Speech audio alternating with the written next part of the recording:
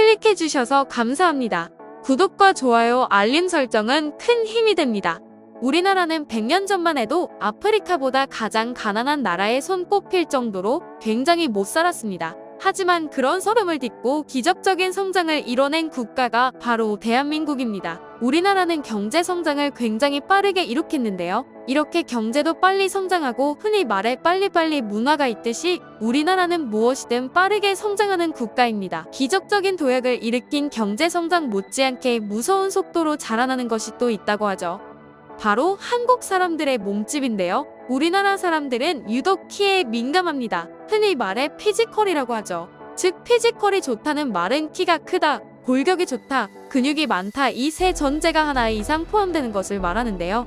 우리나라는 유럽 선수들에 비하면 몸집이 작아 보이지만 아시아 선수들 사이에 있는 모습을 보면 정말 피지컬이 좋습니다. 또한 K리그에서 뛰고 있는 외국인 선수들은 한국 축구의 특징으로 거친 몸싸움과 함께 빠른 속도의 경기력을 버티게 하는 피지컬을 우선적으로 꼽기도 했죠. 수원FC 소속 공격수 라스와 서울이랜드 소속 니콜라스 베네가스는 신체가 각각 197cm와 186cm의 엄청나게 우월한 신체 조건을 가지고 있습니다. 하지만 이들에게는 놀랍게도 한국 리그는 힘겨운 무대라고 하는데요. 그 이유는 한국 리그는 아르헨티나 리그처럼 몸싸움이 많고 한국 선수들 모두 강한 체력을 가지고 있기 때문이라고 했습니다. 그도 그럴 것이 우리나라 대표 선수들은 유럽 선수들과 비등할 정도로 대단한 피지컬은 가지고 있죠. 특히 이 사진은 기성용 선수의 몸집이 눈에 띕니다. 마치 상대 선수가 앙탈을 부리는 듯한 모습 같기도 하네요. 기성용 선수는 유럽 리그에서도 유럽 선수들을 밀어붙일 정도로 피지컬이 대단하죠. 또한 기성용 선수와 손흥민이 같이 있는 모습도 인상적인데요. 사실 손흥민도 유럽 선수들과 계속 경기를 뛰어서 그렇지 엄청난 피지컬을 가지고 있는 선수입니다.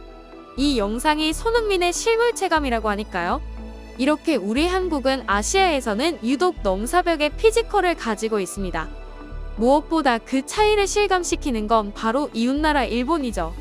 모두 다 아시다시피 그리고 데이터상으로도 일본인들은 키가 작고 체격이 왜소합니다.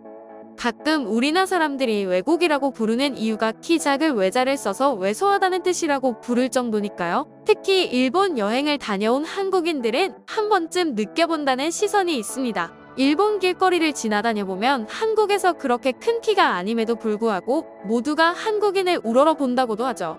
키 차이를 보니 우리나라보다는 돈을 더 빨리 주울 순 있어 보입니다. 또한 실제로 한국인이 이웃나라인 일본인보다 키가 컸다는 사실은 여러 역사적 사실에서도 발견됐는데요. 우리가 이렇게 아시아에서 가장 우월할 수 있었던 이유 중 하나는 일단 잘 먹는다는 것입니다. 우리나라는 건강한 식생활과 영양가 높은 음식을 주로 섭취를 잘하다 보니 클 수밖에 없었던 것인데요. 실제로 1785년 일본에서는 조선 사람은 체격이 장대해서 힘이 세고 밥도 일본 사람 2명분을 먹는다고 나와 있을 정도입니다. 조선 말쯤에 한국에 머문 안토니오 다블리 주교의 기록에서도 대식을 하는 조선인들의 모습을 확인할 수 있었는데요. 조선 사람들은 많이 먹는 것이 곧 명예로운 것으로 여긴다. 그리고 식사를 하면서 수다를 떠는 법이 없다. 노동하는 사람들의 일반적인 식사량은 1리터의 쌀밥으로 이는 아주 큰 사발을 꽉 채운다. 각자가 한 사발씩을 다 먹어치워도 충분하지 않으며 계속 먹을 준비가 되어 있다. 많은 사람들이 2에서 3인분 이상을 쉽게 먹어치운다. 조선 사람에게 밥을 다 먹고 복숭아를 주면 가장 적게 먹는 사람이 10개였다. 종종 30개, 40개, 50개까지 먹는 경우도 있었다. 조선인들이 대식가라는 점에서 비교할 만한 대상이 없었다. 내가 일본에 갔었을 때 일본인들은 한국인들이 자신들보다 3배가량 더 많이 먹는다고 내게 말했었는데 나중에 와보니 정말로 그랬다. 중국인과 일본인들은 일정한 시각에 식사를 하는 반면 조선인들은 때를 가리지 않고 식사를 하는데 믿을 수 없을 정도로 많은 양의 밥과 고기, 특히 붉은 고추까지 몽땅 먹어치운다. 그도 그럴 것이 밥그릇 자체가 밥알로 세수해도 될 정도 엄청난 양을 먹었음을 알 수 있습니다. 우리나라에겐 가깝지만 먼 나라 북한에 역시 아시아에서 키가 무척 작은 편이라고 합니다. 바로 북한 남성의 평균 키는 165cm인데요. 다른 걸 감안하다 쳐도 우리나라 남성의 평균 키와 10cm 정도 차이가 나죠. 아무리 몇십 년 전 두 동강이 나버린 국가라고 해도 지금도 같은 피로 이루어진 민족일 텐데 왜 이렇게 차이가 나게 된 걸까요? 바로 북한은 영양가 없는 음식을 먹기 때문인데요. 북한의 밥사발은 조선시대 때처럼 한국 밥 공기의 3배 크기입니다. 한국 사람보다 밥은 훨씬 더 많은 양을 먹지만 옥수수와 잡곡밥이 주식이고 반찬은 김치와 나물을 먹는다고 하는데요. 육류와 식용유가 들어간 반찬은 명절 때나 조금씩 먹는 특별식이라고 합니다. 우리나라는 육류와 채소, 해산물 등 다양한 식생활을 하는 반면 북한은 충분한 영양 섭취가 되지 않는다는 거죠. 사실 우리나라도 옛날에 비하면 국민의 식사량이 매우 크게 줄었습니다. 이유는 날씬한 몸매가 아름다움의 기준이 되었기 때문인데요. 더구나 건강 관리에 신경을 쓰는 국민들도 매우 많아지고 있는 상황이죠.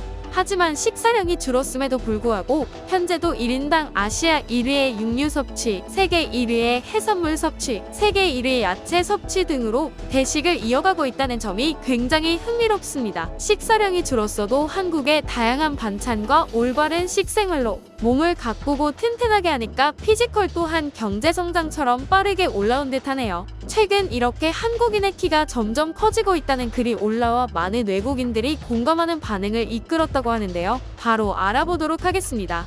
한국인들이 뭘 먹었는지 알아? 40년대에 태어난 우리 아버지는 말 그대로 군인들을 쫓아다니며 초콜릿을 달라고 했대. 한국인들의 영양 섭취가 좋아진 건 확실해. 맞아, DMZ에 있는 북한 군인들 키가 얼마나 작은지만 봐도 분명히 알 수 있어. 그들은 영양실조로 자랐을 거야. 난 중학생이고 182인데 밤마다 나보다 키 큰 학생들이 몇 명씩 있어. 아마 지금 어린 한국 남자 평균 신장은 180 정도 될 거야. 나 4년 전에 도쿄랑 서울 가봤는데 그때 알아차렸어. 내가 도쿄에서는 키가 꽤 큰 편이었는데 일주일 뒤에 한국 가니까 수많은 사람들이 다 나보다 키도 크고 몸집도 컸어. 맞아. 내 한국인 남편도 186cm야. 시부모님은 두 분 다 160이 안 되는데 말이지. 그리고 남편 친구들도 다 비슷비슷하게 키가 커. 맞아. 나 183인데 내가 가르치는 고등학생들이 나랑 비슷해. 영양이 미친 수준으로 좋아. 분명 영양 섭취가 큰 역할을 했을 거야. 내가 봤던 기사에선 많은 부모들이 아이의 키 성장을 위해 HGH 처방을 받는데, 그렇기 때문에 미국에서 태어나고 자란 한국인들보다 한국에서 태어난 사람들이 훨씬 더 키가 큰 거야. 시청해주셔서 감사합니다. 재밌으셨다면 좋아요와 구독, 알림 설정까지 부탁드립니다.